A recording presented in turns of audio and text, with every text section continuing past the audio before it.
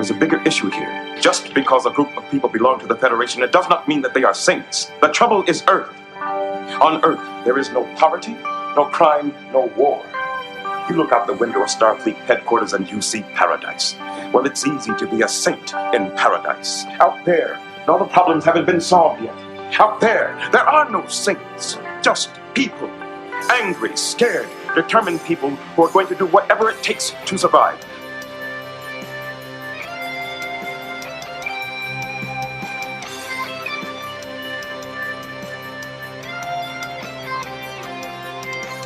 What I want to know is, out of all the stories you told me, which ones were true and which ones weren't?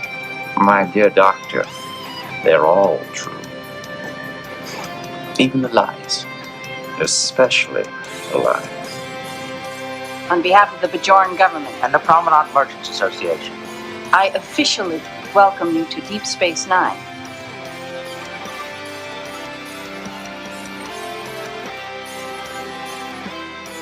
Hello, everybody, and welcome back to Especially the Lies, a Deep Space Nine podcast.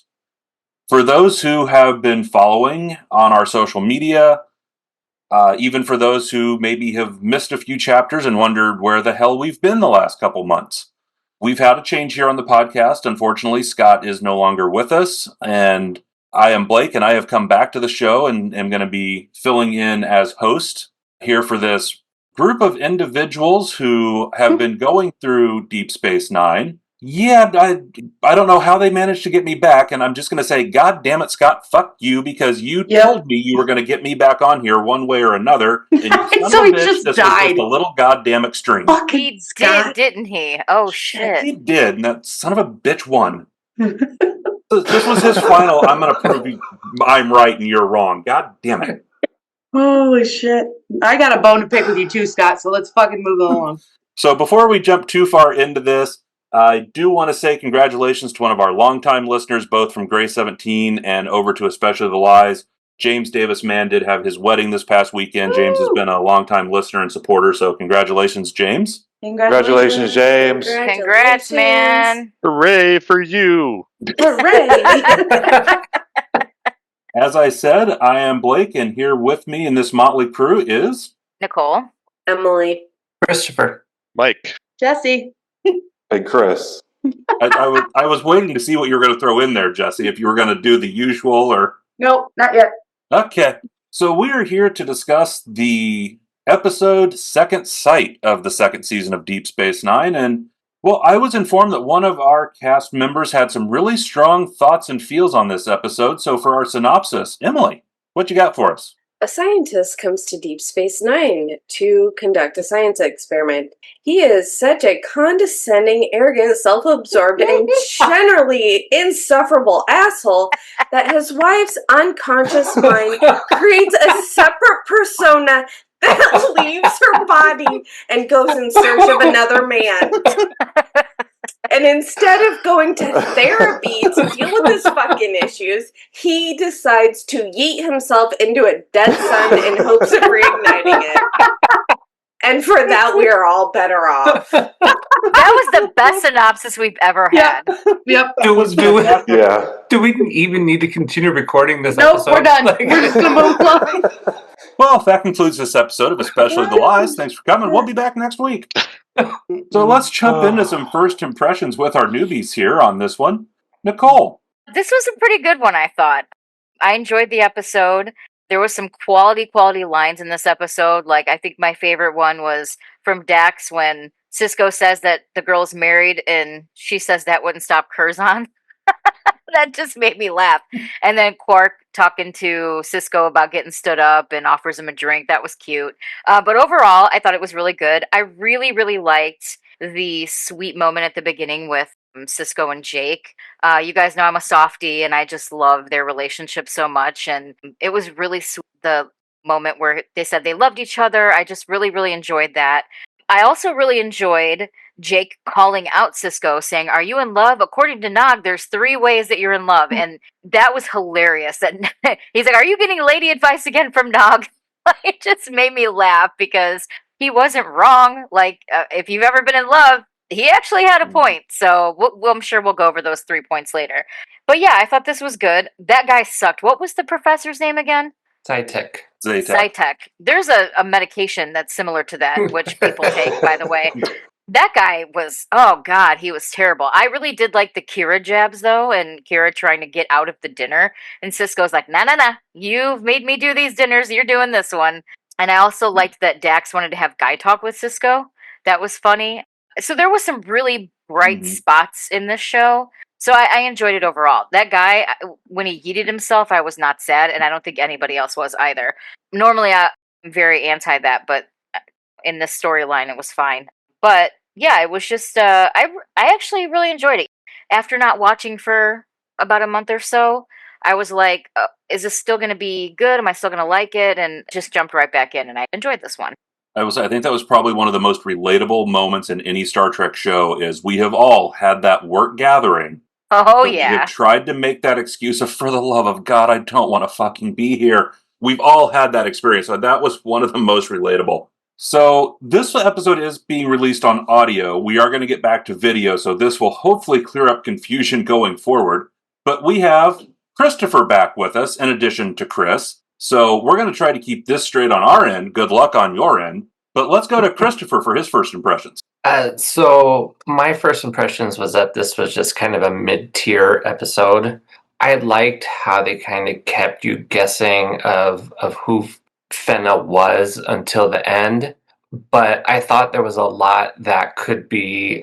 I just felt that there was a lot that I really didn't like about this episode, and so I'm gonna dedicate my performance on this episode tonight to Scott, so he can tell me exactly why I'm wrong on everything I say from the beyond tonight. I'm looking for something I can just write a sign that says "You're wrong" that I can hold up every so often. Jessi, dare we ask your impressions and where you want to go with this episode? Well, fuck you, Scott, for fucking just piecing out right at this fucking shit episode. So I can't tell you about how much I fucking hate you. Miss you. Fucker. You made it very clear during season 5 of Babylon 5, so I think he knew. Fuck that guy, first of all. Fuck him for just checking out. Because you know what? Maybe I wanted to check out first. That's rude. Rude? Fucker? Rude. Okay. This episode sucked. I fucking hated it. I hated everything about it. Welcome back, Jessi. I'm so excited to have you here. Fucking Captain Positive Pants down there, and she loved everything about it, and I fucking hated this episode. Cisco's a fucking creep, first of all. He just, how many times did I fucking write in my notes, Cisco smiling like a fucking weirdo? I also wrote, let me show you around the station, i.e., let me show you around the city. Like, I'm so fucking, she's telling him she loves him after seeing him for literally the sum of like 5.5 minutes. And I'm like, okay, I fucking hate this. And I fuck her. I fuck her. I fucking hate her. I fucking hated Cisco in here. Who else did I hate? I really didn't like Fenna. I didn't like Gideon. He's a fucking weird fuck. And like Emily said, she literally summed it up to the best of anybody's ability. Instead of dealing with the shit, he just pieced out too, like Scott. Okay, I'm starting to see a pattern. So, yeah, I hated it. 0 out of fucking 10. 0. I would rather watch Rapunzel 17 times a day for the next 3 months than watch this ever again. It really wasn't that bad, but it pissed me off. We knew this episode was going to be a re-entry. We weren't quite sure how it was going to go. I knew it was so fucking bad. He died on me. I'm so fucking mad at this dude right now. Like, I'm just so fucking mad. I didn't think it was that bad. I literally, no, I hated it. I hated everything about it. And listen, it does not surprise me that you liked it, because when I hate it, you usually don't think it's that terrible. And that's okay, because that's what makes this show great. But I was like, I'm not going to fucking yell at Scott, because he's not fucking here. So, all right, I'm done. Jesus, to see what happens. We're not even 5 minutes of the show yet. Chris, I don't know how you're going to follow that, but good luck. Well, I'm going to start by saying I absolutely love the episode. No, I'm just joking. Or Captain Positive Pants number 2. No, I mean, I obviously I didn't hate it as much as Jessi. I don't think anybody hated that episode as much as Jessi. But, I did think it was a filler episode. It gave me that feeling. There wasn't a lot of weight gravity I felt to the story.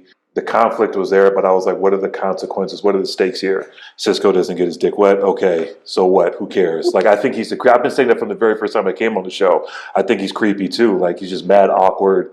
Anytime he smiles, I feel like I'm looking at a serial killer in a horror movie smiling. It's just when he's serious and he's mad, like that's when he's on point. When it's the happy stuff, and I'm not feeling it. So I agree with Jessi there. I thought it was funny how him and Jake have this moment in their spot, and they're talking about how they miss the mom, the wife, and everything. And in Cisco's voiceover, he's saying how he can't, he doesn't know what's more upsetting, as if it's been 4 years or however many years, or he almost forgot the anniversary, and really kind of drawing that juxtaposition on grief and missing your soulmate. And then literally in the next scene, he's out there scheming on Fenna's buns the second she walks up, wastes zero time. The second he looked at her, he was like, I'm in that. And then he was all over it. And I'm just like, dang. And then she came up. I mean, I thought the actress, whoever played, I've seen her before. I don't know what her name is though. She's fine as hell. But Cisco, come on, my man. You were just having a tender moment with your son, reminiscing on your dead soulmate and your wife and Jake's mother. And then you're out here and you're scheming already. And then, she had the fit on, the breast meat was on display. I was this close to thinking that her coochie print was about to be all up in the screen. And I was like, what do they got her dressed in? And she had the cape on and all that. But it worked because Cisco was all over it, but then she's talking about, I can't stick around. I'm like, oh, she's a track star. She's for the streets. And then she kept disappearing. And I'm like, where is she going? Like, okay, yeah, she definitely got to be for the streets. She's hiding something. She is for Something's the streets, going on. She was. And it was just, but to Christopher's point, I liked how they kind of kept you guessing. Is she real? Is she not real? But then I think at some point Dax mentions that he or she saw Cisco with Fenna in the promenade. I was like, okay, so she is real then. And then, but then she disappears just into nothingness. And then Dax is scanning her. It's like, she's pure energy. And Cisco's like, yo, that box is pure energy. Like, that's got to be crazy. Like, it's just all this weird sexual stuff going on with Cisco. And he's already weird and awkward as it is. To Nicole's point, I did think there were a lot of high points in the episode with exchanges and dialogue in between some of the characters. I felt like the dialogue was better. The banter back and forth between the characters was better than in previous episodes. So kudos to the writers on this episode for that. But at the end of it, again, it's over, and I'm just thinking to myself, what happened? Right? Like, as far as moving everything along, moving the characters forward, moving the story along, there were no stakes. So when it got resolved, like Emily said, when Sayatek yeeted himself into the dead sun, it was like, okay, and good for him. Created a son, everybody goes home. I do disagree with other people. I think I liked the professor. I liked Sayatek. I thought he was funny. I thought he was the self-awareness of his arrogance and everything. The fact that he knew that he was a douche and that he was crazy arrogant and that he was full of himself, I felt was at least somewhat of a redeeming quality. Doesn't make him a good person, but I was like, okay, at least he knows, right? And then he had the Tony Stark goatee cut and everything. I'm like, all right, he's a billionaire playboy out there in space, creating planets, terraforming shit, doing his thing. He's got a baddie for a wife who can project another baddie out of her brain and everything. I'm like, yo, he's living the life. And then you find out everything's not so happy at home. There were things that salvaged the episode for me, but overall, I thought it was just okay. Mike, you get to follow that. Well, I liked it.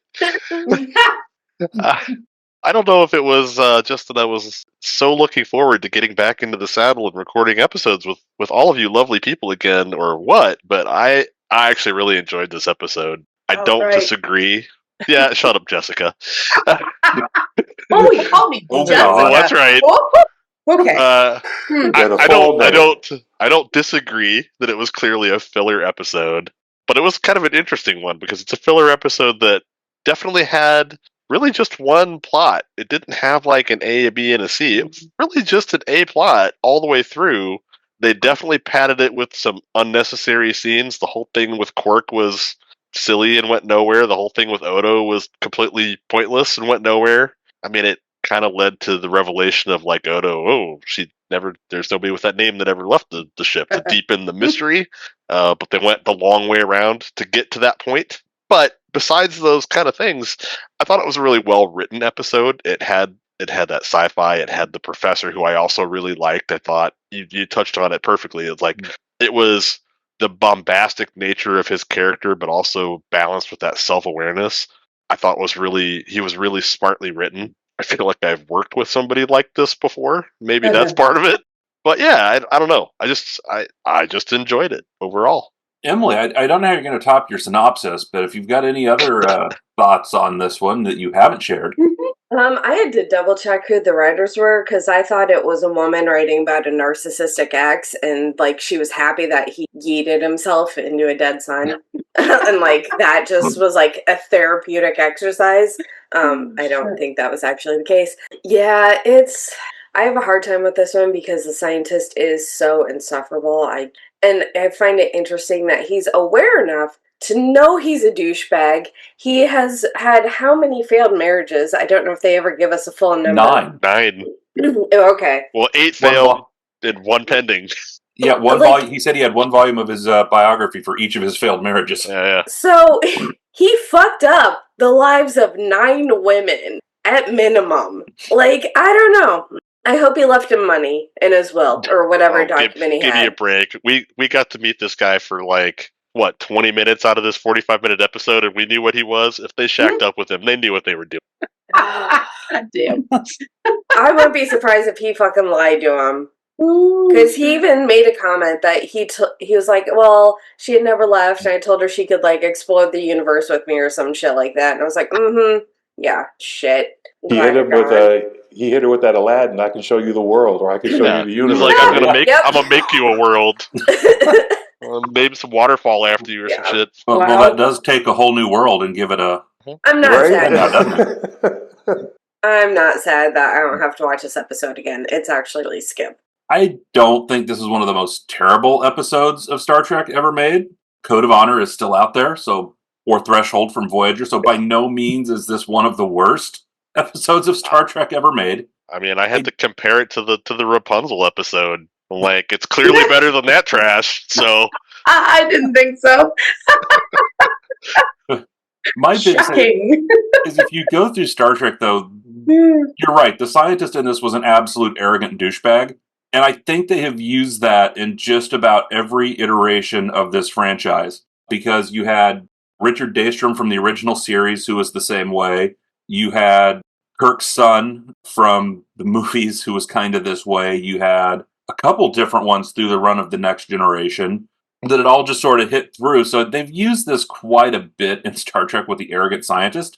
Never once have they had one bad enough that someone astral projected a escape mechanism from them. So that was a different little path.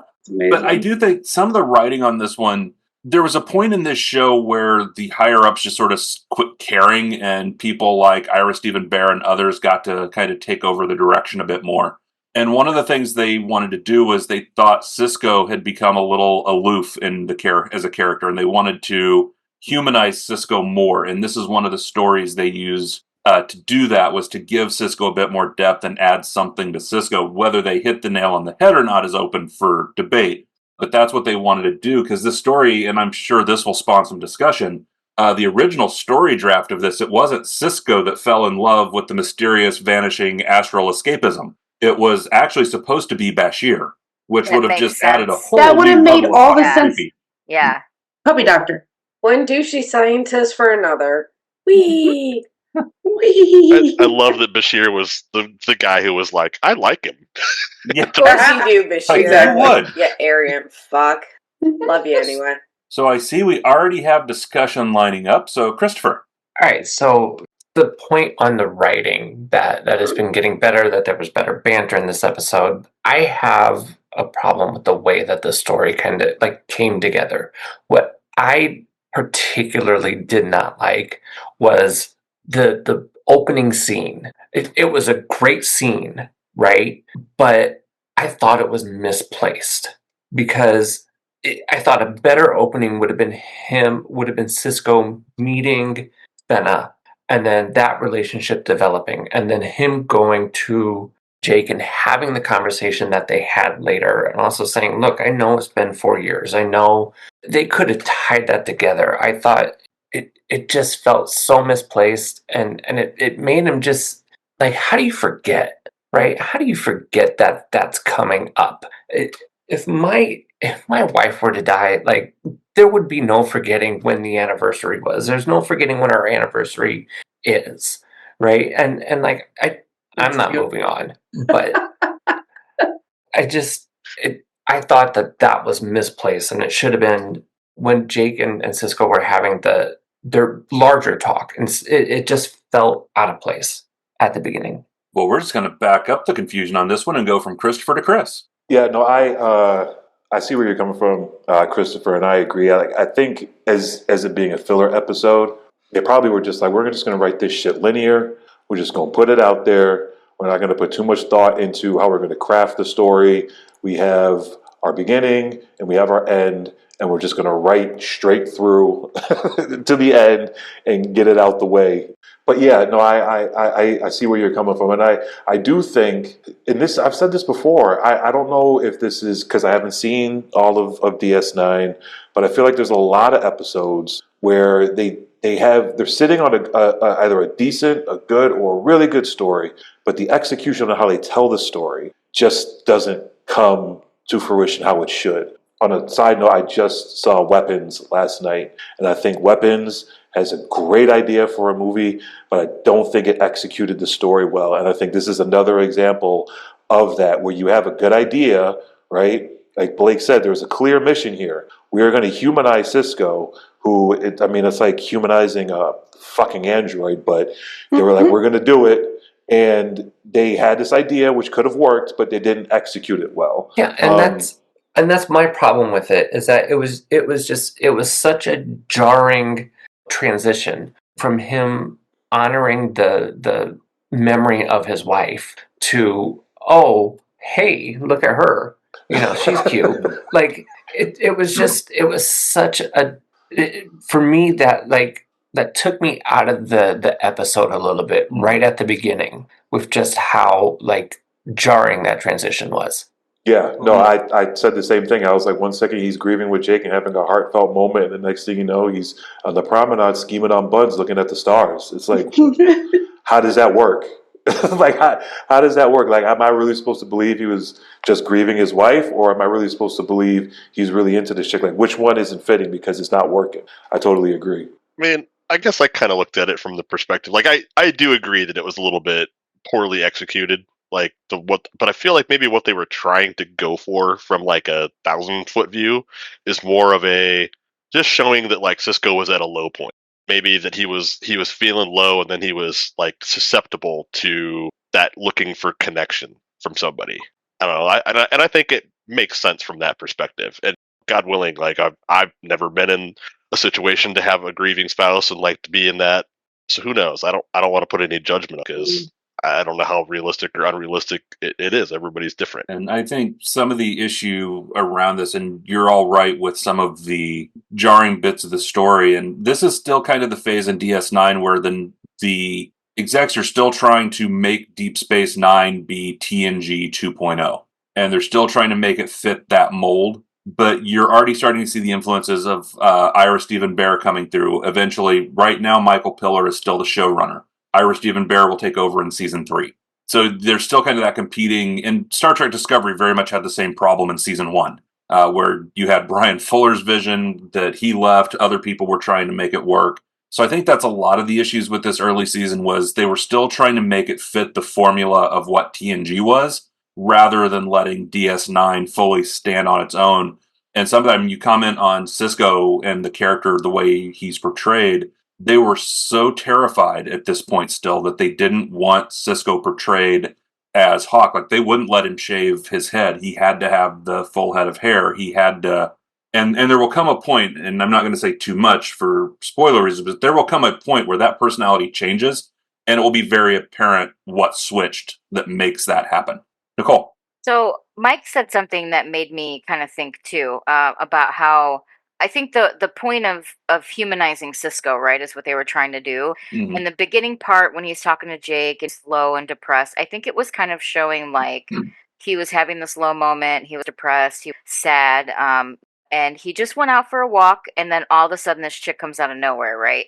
And I think that he had even said at some point in the episode where like he hadn't felt a spark or any sort of attraction or anything for anybody in a long time, and he forgot what that felt like. And I think that was the point of this woman and like meeting her or whatever, to kind of also humanize him in that. Because listen, Widow's got to get some too, for one, but two, I mean, if it's been 4 years and he hasn't even remotely thought of it, and then out of nowhere, it's not like he was out looking or trolling for bitches, right? She just showed up out of nowhere, and he felt this connection with her. And I think him saying that, it was kind of like just another way of them kind of humanizing her, or humanizing him a little bit. Like, hey, listen, like this is, and if you think about it, like obviously I've never lost a spouse, but I've lost people, and I'm grieving often. And it's like, sometimes you get so sad and you get so down and you get so downtrodden with everything happening in life that you don't even think about it. And then all of a sudden you meet someone or something happens that sparks that feeling again that you forgot was in there. And I think that's kind of what the point of that whole thing was. He even says that. So I do think that they were able to kind of get that across if you got past the creepy smile. But like, you know, I also kind of felt for him too, because it's like he's probably conflicted, because it's like he doesn't want to move on and upset his son. He doesn't want to, you know, it's like he probably feels guilt in trying to move on with somebody else because of his wife. And so there's a lot of complication with that too, right? And out of nowhere, this woman just comes like a breath of fresh air to him. And he was kind of like a teenager. Remember when you first met somebody that made you feel that way? Like it's exactly how that feeling was. And he was smiling, he was spaced out, he wasn't eating, he was just thinking about this person. I thought it was actually kind of wholesome and kind of cute, like, because I remember being that way about my man. So I don't know. I kind of see what they were going for, and I think they did achieve it a little bit, but I also see that there were some problems. I'm not entirely certain Nicole watched this episode or if she watched a Hallmark movie at this point. Listen, I'm just always out for love, man. So let's counter this opinion with Jessi. Please tone this back a little for us. So, okay, well, I was going to say something different, but now I need to respond to what I call her earlier, Captain Positive Pants. Okay, there's a difference between having butterflies and falling in love. It's fucking weird to me. I have feelings. I do. I know nobody thinks that I do, but I do. There's somewhere down there. At some point, I fell in love with my husband. It wasn't on fucking out minute 5. Let's be very clear. I get there's two things happening when you are like, there's that spark, right? You're attracted to somebody and like, you're like, okay, there's a connection.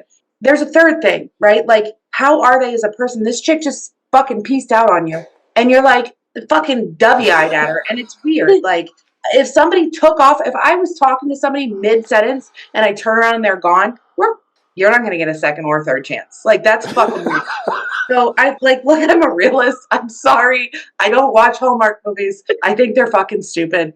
I've never seen a Hallmark movie in my life, just to point that out. Thank you. So if you just like take your positive outlook on love and put it in a movie form, that's a Hallmark movie. Like you know, you're walking down the street and, you know, your dog just died and your husband left and your kids hate you. And then all of a sudden there's a man and everything's fixed. Like, so country song too. Yes. Basically. Okay. Yes. The movie version of a country. Yes, absolutely. So just without the beer, really. Well, you forgot about the part where you have to move back to your hometown. Oh, that's right. And the cop that's there. Yes. It's a whole thing, right? Like, oh my God. And you have to wear a red sweater to be on like the movie poster. Yeah. And it's always Christmas. I'm the one that watches Hallmark movies sometimes. Quickly, that is so weird to me. No. You also seem like you don't have feelings. There's something going on. Moving on. So very quickly, I was in Pigeon Forge, Tennessee, and they were like, we were driving back up to the cabin that we were in. It was me and two of my girlfriends. It was the biggest fucking snowflakes I've ever seen. Like, they were like this fucking big. They were beautiful. And I'm like, oh, like, look, it's a Hallmark movie. Joking. We pull up to the cabin and there's just a random man standing in the middle of the road. And I'm like, it is a Hallmark movie, because one of my friends was single at the time.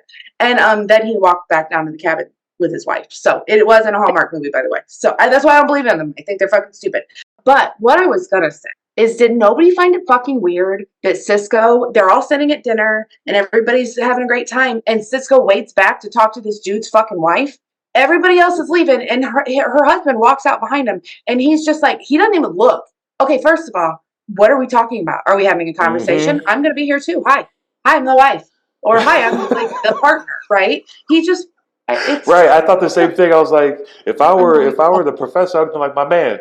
Yeah, What are like, you yo, doing? what you got to say to my wife that you can't say to me? What are we waiting on, right? Like, I hate today. Jessi, it's called plot convenience. I understand. Listen, this is a That dude problem that I didn't give have. a shit about his wife, though. Why would he care? He was too busy talking but about he didn't himself. know that at that time. He was talking about how great of a cook she was. Cisco didn't give a fuck that she had a husband. He was getting it. Like, he kissed her with tongue and everything. You saw tongue, bruh. There was tongue, right? It was. I'm like, And they lingered on it. you Good could have for kissed him. him, but she went for it. So it is what it is. Hey, after watching the original series and half the things that Kirk kissed, this was mild.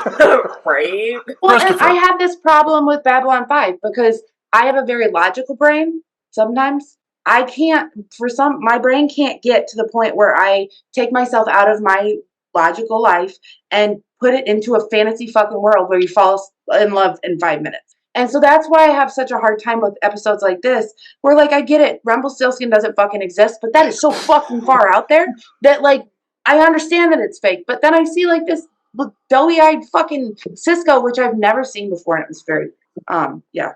Jessi saying she has a logical brain. Is this when I channel Scott and just do the "you're wrong" thing? I'm gonna get a Scott head. Me and Emily were talking about it. I'm gonna put a big Scott head, and I'm gonna put it on a stick. And anytime anybody does anything stupid, I'm just gonna hold it up, and I'm gonna say, everybody can have their opinion, but you're also able to have a wrong opinion, right? Speaking of wrong opinions, Christopher. Yes. So, Jessi, I can totally understand the doe eye thing because I told my wife I love her on the 4th day that I knew her. There's so many layers to that, Christopher. Like, I was high on cough syrup. She should have her boobs, I'm sure. Like, let's be very good. It's like Scott. He sees boobs and he's in love. You and Scott were two of the same, so stop it. We're moving on. But to Nicole's point where you were saying that they showed this, they were trying to show the spark and show where he was, but they showed that in the 3rd scene when he comes in all happy into work and he's getting a different drink. If you know me and you come in and I come in with something other than my latte, right? And I go and I'm drinking tea at work. Something is wrong. Okay. You're damaged. Something has happened. If I'm happy and smiling and talking to people, yes, like there's something has happened to where like people are going to notice, and you're going to be able to tell that there's been a spark and is it a spark though, Christopher? I want to be like, do you have a brain tumor? What's wrong with you? Why are you so fucking happy? Like, if you came in and you were smiling at me, I'd be like, what the fuck are you smiling at? That's exactly what. No, you ask if he got a blowjob before he left for work. Brain tumor, blowjob, same thing. Same level of happy? I don't fucking know. But seriously, like, it'd be like fucking Blake walking in and just smiling. I'd be like, what the fuck are you smiling at? Mike smiles at me. I'm like, what the fuck? Like, are you about to fucking punch me in my face? What's happening? If Mike smiles, we're all gonna die. Whoa. I'm just Mike just walks in like, what the fuck, dude? Dude, keep in mind that this is like the ass end of the universe, and like some of the things that have happened in season 1, like, oh, Cisco's smiling again with that chubby baseball player reappeared in your quarters last night. What the hell's? I mean, it could be anything. Right, but they're going to ask questions, and you can tell the story a different way than be like, I'm remembering that my wife is dead. I almost forgot that she died 4 years ago, and now I'm remembering, and I'm sad. And then, all of a sudden, look, there's a pretty girl in a dress, and I'm in love, right? Like, it's just, I thought it was poor storytelling. It was, and I thought you were like defending it. I'm like, nobody's gonna ask me if it's a fucking spark, Christopher. They're gonna be like, what the fuck is wrong? No, but that's what I'm saying. Is like they did tell the story better by showing him happy, and his personality was different when he walked into ops. They didn't need that first scene, and they could have incorporated everything that was going on in that first scene into the one with Jake later in the episode. And that's my problem with it. All of you talking about sparks, I'm reminded there's the videos you see on TikTok every now and then of the people wearing like the plug-in and socket costumes. And they get together, it lights up, and then it cuts to someone with a glass of water, throws on them, and causes the electrocution. I'm just thinking of that video in my head, and if I can find that and splice that into this, I may do that. I would be the glass of water. Hi. Oh, I have no doubt that you'd be the goddamn fire hydrant on that one. I'm out of order. Let's move on. Chris, bring some sanity back, please. Oh God, please. Reel this in. I was just going to say, I think we're all kind of on the same page. Like, I don't think anybody's saying he can't move on. He shouldn't be looking at any other women or scheming on any other buns or trying to get his in. It was just the way that it was executed, the way that they did it. Like, the thing in screenwriting is always show, don't tell. Right? And to Christopher's point, him walking in and getting a different drink and then Kira being like, yo, son, what are you doing? Like, that's not even your shit. Like, what's going on? And him being like, oh, I can't, with that creepy smile, I can't get a different drink. Like, they showed it.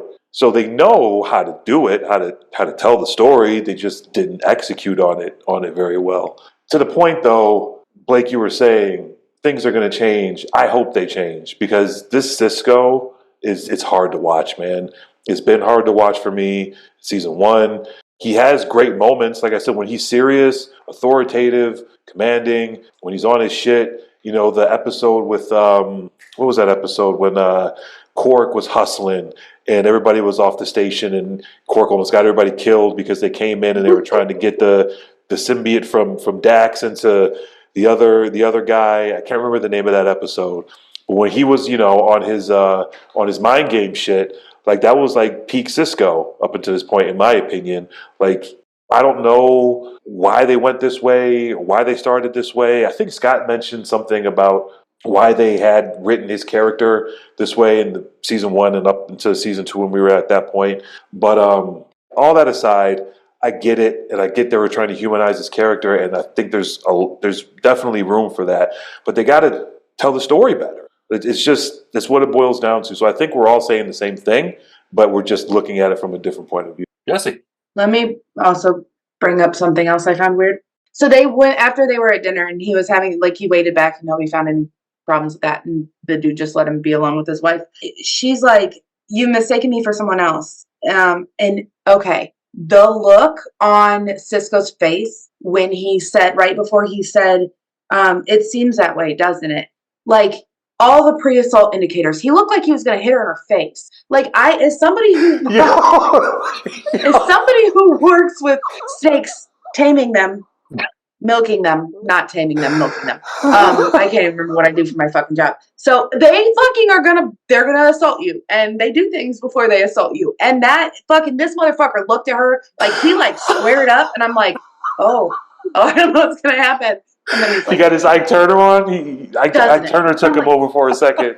I was like, oh, we're going to see a fight? Oh, no, we're not. We're good. I'm like, Fenna, you go eat that cake. You go eat that cake, Fenna. it's like, she comes and she vaporizes, and then he gives her another chance. Yep.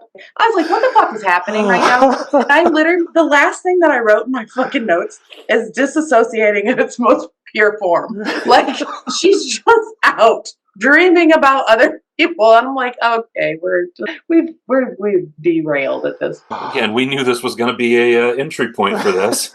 No. Let's go back to our little ray of positive sunshine. Nicole. Love her. So, anyone else having a little Bester PTSD? I thought we were going to be done with these motherfucking telepaths. Right? But no, Odo's clocking one that's about to come in, and then this bitch is a fucking telepath with projection power. So I'm like, oh God, are we going to have another telepath war? Are we going to have all these fucking telepath problems? I'm totally having some B5 PTSD with that shit. I was like, come on, man. More fucking telepaths? Really? I'm so sick. Are we going to have to watch telepath sex again? Like, I don't want to do that. No, God, the orgasm hurt around the world. I'm like, what is happening? I don't want any more. I don't want any more motherfucking telepaths. So this girl You know what happens when telepaths make love? God, no. Yes, they have an orgasm that radicalizes everybody. Literally. But I was just like, oh, come on, man. So now she's gone, but what about this other telepath coming in that Odo's clocking? Like, is that going to be... I guess that's a question, Lee. Sorry, I jumped the gun. But this other... Right. I wrote the name down. This other telepath that's coming in that Odo clocked, is this going to cause problems? Is this going to be an issue? Are we going to have another telepath war in DS9 like we did in B5? Because all those allegations that they stole the series outline. Oh, shit. That's why I was wondering. I was like, fuck. Anyway, PTSD. Yeah. I will add here. So our friend Ryan from Yum Yum Podcast, him and I were talking before Scott's celebration of life, and Ryan did have the suggestion that one or several of us should just stand at the door, grab people by the hand, and very earnestly look at them and just go, "Remember Scott," as they walked out of the room. Oh no! How they did the Remember Byron piece of the episode. So that was Ryan's suggestion for how we should have handled that one. Ryan's I'm glad we did not do that. No shit. I love Ryan. It's crazy. I do too. He needs to join us. That is the typical type of comment we get from Ryan. Well, Ryan needs to jump on and let me yell at him again. I have told him anytime he wants to talk Deep Space Nine, we would be happy to invite our resident Aussie to join us for an episode. I thought there was one he did. Christopher, I will warn you now, if you've not had the chance to meet Ryan, Ryan will hop on, and those sparks that Jessi talks about and makes fun of, you will see just firing all over the place. Oh, I saw him. Not just from Jessi, by the way. No. From everybody else and Blake on this I didn't deny that. I just said they would be coming from yours. I didn't deny they would be coming from anyone else's. That's where the hi, Ryan. We spent 5 seasons all basically making sexual innuendo and harassment of Ryan, and he keeps coming back, so obviously he likes it. That's why. His wife encourages it. That's what happens. She does, actually. Right. He did say Jessi was a prude. Yes, many times, by the way. Yes. Okay, I think we have about killed the discussion on this one. So on that note, let's hop into our questions and predictions from people. Unless, Chris, you look puzzled. No, I think it was me. The one thing I want to say is like the self-awareness of the professor does not redeem him, right? I was so pissed off when they were like treating him as this hero for like turning on or for reigniting the sun. Yeah, okay, that's great, but it's it's part of. I didn't say that it redeemed him and made him like okay. No. I just said it made him enjoyable to watch. Yeah, 2 totally different things. No, yeah, but like I don't want to be in the room with him. The writers were trying to redeem him. I thought because he does. I mean, he shoots himself off into the sun, and he's self-aware enough to know that his wife's species can only they marry for life, and that she hates him. Right? He knew that they married for life, and he knows he has a track record at least 8 ex-wives deep. That maybe it's not a good idea. Clear though, he didn't do it for her. Everybody keeps, he did it for her. No, he did it to be great. He literally said, "Yeah, no." He sacrificed it. Make sure you let everybody know I sacrificed myself in the altar of silence. And he screams, "Let there be light!" and then blows shit up. You don't get married 9 times and not think to yourself like maybe this one's going to be different. Like I got this. Maybe after the 3rd, maybe you should think I'm not cut out for this shit. You know what? Right? I'm not doing it any more than once, goddammit. So we're done. Man, we're moving I don't know, on. man. There are a lot of people out there with a lot of kids.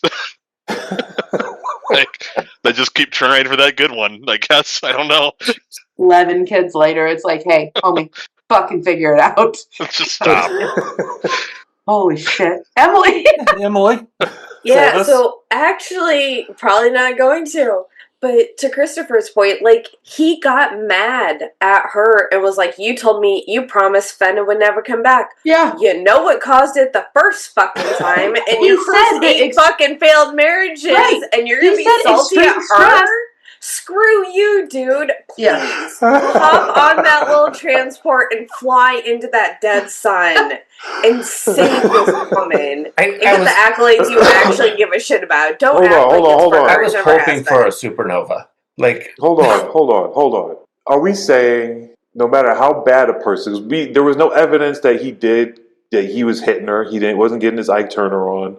He went out here sleeping around, right? Bringing something home, right? He was just a bad person, right? His personality sucked. So are we going to sit here and say because somebody has a terrible personality that it's okay for their partner, their spouse to go out and start cheating around the space station? Is that what we're saying? Are we saying it's okay for her to put that outfit on and strut around the promenade with her breast meat out and her coochie print on blast and start scheming on the commander of the space station just because her husband has a bad personality? She didn't even know she was doing it. He was so bad. Her unconscious mind was like, bitch, we gotta find something better at least for a minute. Hold on. I don't think it's a coincidence that her astral projected self went straight to the top to Cisco. That was a revenge. Listen, it's I mean, if you're gonna pick someone on the station, let's go. Come on. The first time is for love, the second time is for money. Let's be very clear. And that's what she's done. She went for the hot black guy who's fucking got it together. Oh, man. And he's After emotionally a couple weekends ago, I could make so many comments about projections right now, Jessi, and hey, let listen, that go. I was unaware how much money he actually made. So let's be very clear about that. There are so many projections makes in almost this episode, both a in year. the writing and in our show. We're just I'm talking about old money. I want a 96-year-old man who has old money and no heirs and just wants nothing and but old to balls. give me every last dollar he has. That's Yeah, all I have. Well, shit, me too. Science has caught up. Those 90-year-old men, they can take something to assist them in making Listen, them. I'll take one for the team for billions of dollars. Okay? Everybody has a price. So let's be clear. On this note, I really pay. Let's head towards questions and predictions before Jessi entices any more of our viewers to make an indecent proposal, because I'm remembering the last podcast, and Jessi had a way of bringing out some of the creepier portions of our fan base, and I don't think this is going to help with that. Well, you know what? The last comment was Jessie's married. Not anymore, bitches. Just kidding. We're not divorced yet. It's fine. Let's move on. You still have your fan base in Argentina. No, Argentina didn't like me. Listen, so what was the last comment on fucking B5? Dude, somebody's like, dude, who knew Jessi was hot? Okay, first of all, weirdo. That's my old picture from like 15 fucking years ago. I mean, okay, I'm just kidding. You're not a weirdo for thinking I'm hot. I appreciate it, but we're moving on. What are we doing? Can we Jessi, stop how this about you shit? give us your questions and predictions? I don't have any. Fuck. My predictions are I don't make it through this fucking episode. Putting my hyaluronic acid on so I look younger. Let's move on. Nicole, any questions and predictions? Just a question about that telepath guy that Odo was clocking, if that's going to be an issue. And really, prediction-wise, I got nothing. Look at Blake's face. I love it. Why the fuck did I agree to this? You missed us. Somebody's gotta give us something to talk about when y'all leave. Okay, because if I was left to host this, do you think it would be better? No, absolutely fucking not. God. Blake, you've done an awesome job. Thank you for stepping in. Blake does do an awesome job. Seriously, thank you for stepping in. Because I think you're perfect for it. With the personalities on here, I think you have the... He could It's got to be you, man. It's got to be you. Therapy bills to all of you. You left out. Will want to check out. He'll be like, "Man, I'm fucking done with y'all." You left out the word disorders, Chris. You do great with the personality disorders on here. He was trying to be nice, dude. Okay, let's have this one, okay? Christopher, do you have questions and predictions? Oh, so many, but none of them related to the episode. Does one of them involve me losing my sanity by the end of this? Yes. Yes. And Chris, how about you for questions and predictions? So my question is after, they solved everything and the wife left, did Cisco take up Quark's offer and go to the Hollow Suite and get a Fenner replication and do his due? Did he get his snuggle nasty on with the hologram and Snuggle? There was no snuggling involved, sir. They didn't want snuggle nasty. It's the Snuggle Nasty. I want to know if he got his Snuggle Nasty on in the Hollow Suite with the Fender hologram. Can That's we not the start with question. Snuggle? Can we just start with Nasty? Just straight nasty. Did he get nasty with the hologram? See, it sounds less romantic. I don't think it's much of a spoiler to say that you're going to find out something about Cisco's holodeck habits later. All we know now is that they involve an Asian baseball player. Let's just be honest. Ever since they introduced holodecks in the Next Generation, no one thought these were for recreational purposes where they would recreate Shakespeare and do plays and all this other bullshit. No, they were fucking on the damn things. Let's just be honest about that. Fucking on the damn things. Oh my God. That's what the holodecks were made for. That's what humans do, right? That's what they fuck on things. Okay. So this has been our re-entry to Especially the Lies, and boy did we pick an episode to start this one, and I'm just going to say it again. God damn it, Scott, you had to leave us with this one to... Where's Prentice to keep us fucking in line? Reason Prentice isn't here, and we are so bad. Maybe he He's knew what was going to happen, and he's just like, oh no, fuck this. We're not doing this one. I'm out. Can't be associated with these fucking assholes. Chris is still here, though, so that's all that matters. So we're gonna... I tee up shit for you, Jessi, so you can say stuff like, fuck on things. Now, what's going to be fun is we come back next week. We're going to talk about an episode that has a refugee crisis. Oh, Jesus Christ. So here we go. I'm just going to put it out there. Fair warning now, folks. If you don't like politics, if you don't like listening to us talk about politics, and you don't like us relating a 30-year-old show to current events, because that's exactly what's going to happen next week. Go fuck on some shit. Leave us alone. So go find a hollow suite and fuck on some shit. So I have been Blake, and with me has been... Nicole. Emily. Christopher. Mike. Jessi. And Chris. We promise we're going to try to get better. No, we don't. I was lying, but it sounded good. I need a t-shirt. I gotta come up with some kind of hub shirt for this shirt. And on the back it's gonna say, get hollow sweet, go fuck on some shit. The hollow hub. The hollow hub. That needs to be our merch. I like it. My God. We've already been told by Pornhub to stop it once. Let's see if we can do it again. We did get a cease and desist from Pornhub on the last show. That made us so proud. Seriously, did you? Yeah. Yes, we did. Jessi, you'll have to wear the shirt and show it to Chris. I will. I'll wear it. I'm so mad I didn't bring it down to Springfield. Okay. That's why Bye, newbies. Hit an egg somewhere. Go through a wormhole. Newbies, be gone. I'm going to my hollow hub. Shit. Bye. I'm done.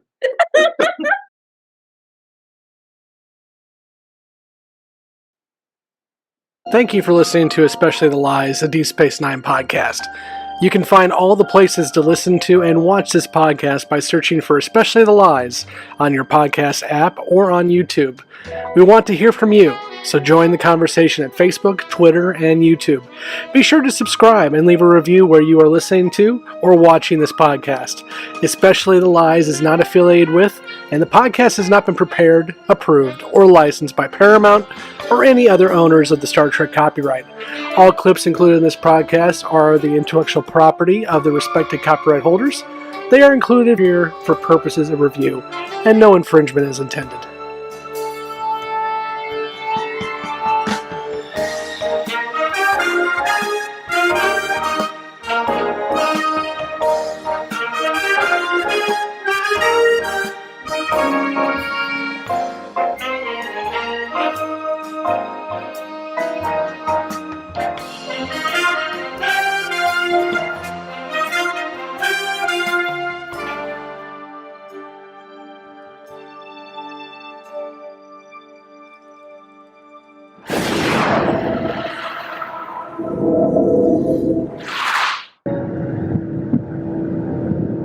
Why have you brought me here? Show yourselves. What do you want? The Cisco has returned to us. Well, He We're arrives with back. questions. There are always questions. This is what Scott was afraid of. A complete and utter meltdown. This episode being a shit show. I think Jessi might be onto something. He may have timed his exit strategically here. I mean, I wouldn't fault him, is what I'm saying. Thanks. And if he hadn't, this one might have been a cause. I'm sure he's somewhere just laughing, going, sons of bitches. Oh, that fucking smirk. Yeah. So did we actually get questions to answer, or was it just Nicole's on... I mean, not really. We can talk. Not yet, because it's not serialized. I don't know if there's much behind the scenes gossip to talk about on this one either, but no, not really, because this is kind of where it starts. Some of the peeling back of some of the network. It really hits end of season 3 is when Cisco gets the goatee, and that's really when they let Avery Brooks be Avery Brooks. Yes, Cisco becomes a better character, so much better. But you've got to deal with 2.5 seasons of them trying to make him someone he's not be Avery Brooks, because they did. I mean, I hate to say it this way, but they wanted him to be the non-offensive black captain. Mm-hmm. They didn't want Hawk. They didn't want that character. And when the network got out of the way, Ira Stephen Bear finally gets the reins in full and can say, screw this. We're going to embrace being the redheaded stepchild of the franchise. We're going to do this our way. And they let Avery Brooks be who he wanted to be. It's just a light switch flip on that character. Which is why I talk about A Man Called Hawk so often, because that's... Yeah, it starts with the goatee in the end of season 3 and then shaves the head in 4. And I mean, then we're on. Yeah.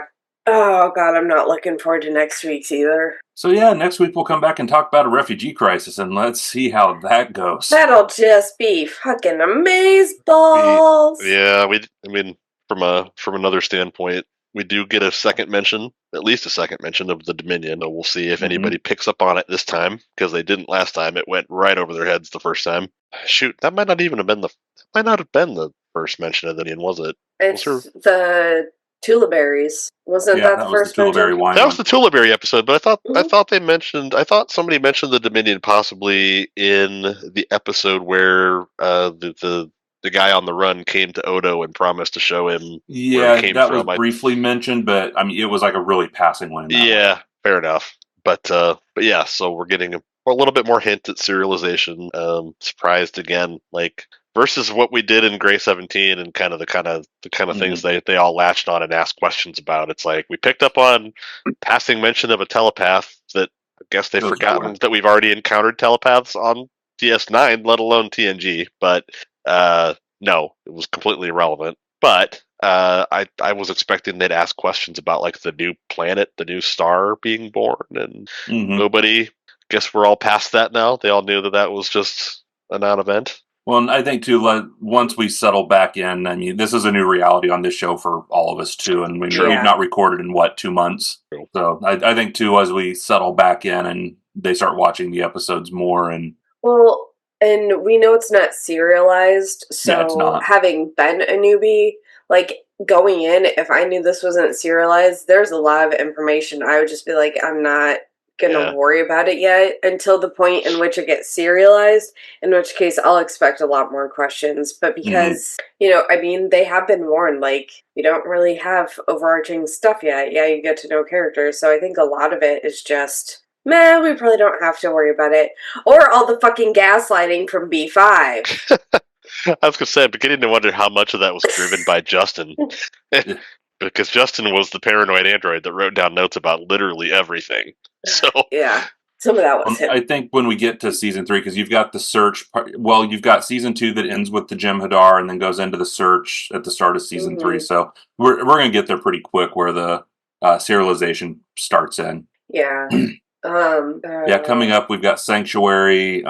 We've got Rivals coming. Trying to look at a few of the episodes we've got coming up just to see where we're going, because I was doing a rewatch and then kind of backed off. So yeah, we've got Sanctuary, Rivals, which is going to be kind of a standalone, but I think they'll have some fun with Rivals. Whispers might get something, because that one's different. Yeah, Whispers, I think. Oh, I kind of wish we had Justin around for Whispers, because that would get his paranoid conspiraciness going to no end. We're going to have some strong feelings on Paradise, let me tell ya.